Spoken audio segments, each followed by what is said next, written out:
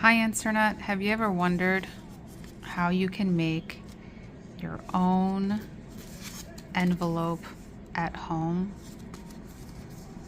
with cardstock paper or any kind of paper? Well, in this video I'm going to show you how.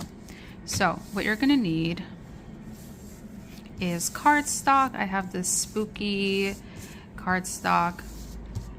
You can order this anywhere. It's like just like regular paper with a little bit of thickness to it. It's printed, as you can see. May or may not be AI generated, we'll never know.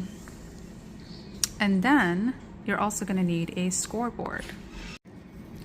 So I bought this scoreboard online. It was relatively affordable. You can get something like this on AliExpress for like $4. And it's going to give you different paper sizes and scale marks. You can make different shape envelopes as well, and that could depend on the card size. So let's say you're making a greeting card and an envelope to go with it. This is the chart that you would follow. So it gives you the two metrics here. So these are actually about 6 inches each way, right? So 6 by 6, that would give us a scale mark of 3. And let's say you have a big piece of paper, you can always just measure and cut out the paper size you want for the card size, okay? So let's go ahead and pick one of these. I have some really fun prints here. Ooh, I like this one. So we have a bunch of bats. So let's go ahead and place this along the scoring board. So again, scale mark is 3 because we are dealing with 6 by 6. So what you want to do is just slide the paper up to the score mark, which is right over here. Now this scoreboard comes with this thing. Okay, so this is gonna help you. It's kind of funny looking, I know, but this is gonna help you essentially score the paper. And scoring is basically creating an indentation. So you want to make sure it stays lined up while you are scoring this. All right, so I'm gonna go ahead and just score this really quick. So I did flip it face down, so you want the print to be on the bottom because we are going to be closing it this way, right? So what I did was I essentially just went through this line here and just indented the paper. And then once you created the first line, you just want to flip it clockwise. So we're just rotating the paper here. We want to line it up again at that 3-inch mark. And we're gonna score it again. So as you can see, I've scored it a second time, and there's a little bit of crisscross here, and I'm gonna show you how to navigate that later. So we're gonna flip it again, and yeah, we're just gonna keep doing that clockwise until we have the 4 lines. Alrighty, so I've added the 4 score lines to this lovely printed paper. So what we're going to do now, and this is optional I guess, but it really just adds the right amount of pizzazz in my opinion, and it makes folding the envelope a lot easier. I'm going to use this notch and corner puncher.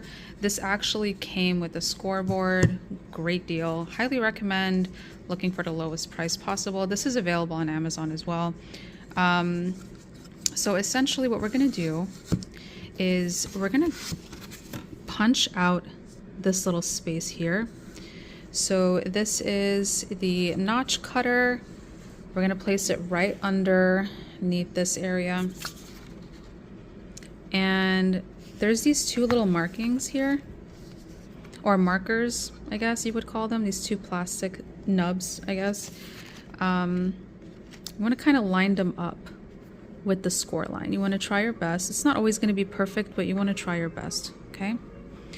I don't know if the score line is coming through on camera, but all right. So now that we've pushed the paper all the way to the edge, we are going to press down on this thing. Uh-oh, it's moving. It's kind of hard to do with one hand, but boom. All right, you see that? And then if you raise this, you'll see that little paper there, okay? And we're gonna do this on all 4 notches. Okay, so the notches have been carved out.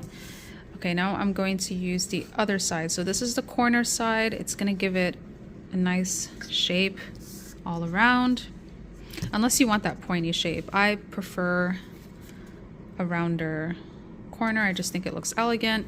You can also just do one corner and leave the other ones pointy, completely up to you. So this one's pretty easy. You just try to put as much as you can in there, as much paper as possible, and then you press down. All right, see that little piece? Let me show you. That little piece right there made a huge difference. All right, so all 4 corners have been rounded. We're gonna come back to this shortly. So what we wanna do is just fold each side. So the way I like to do my envelopes is I'll fold one side parallel to another and just lightly fold, like I'm just lightly pressing down. And then I just do this. Okay, and then you have your envelope shape. But what we want to do is really crease this down, right? So we're going to use this to crease down every side. So you just want to go like this. I'm doing this with one hand, it's kind of hard, but you want to press hard and it's going to do a great job. Look, that made a huge difference, right? I like to do it for all of them, so I'm going to go ahead and do that really quick. And ta-da, we're all done here. You can use different types of paper. It's completely up to you. But yeah, I really like this kind of cardstock. You can get this cardstock on AliExpress as well. I think it was like 12 pieces for like $2. I really like to pair my envelopes with beautiful wax seals. So I have a bunch of like spooky stamps that I use, so I'll pour wax here and just like stamp. But yeah. You know what's so funny also? I think wax seal making came before envelopes for me personally in terms of hobbies. But yeah, I just wanted to show you that little tutorial. I hope this was helpful or entertaining, and I'll see you later. Bye.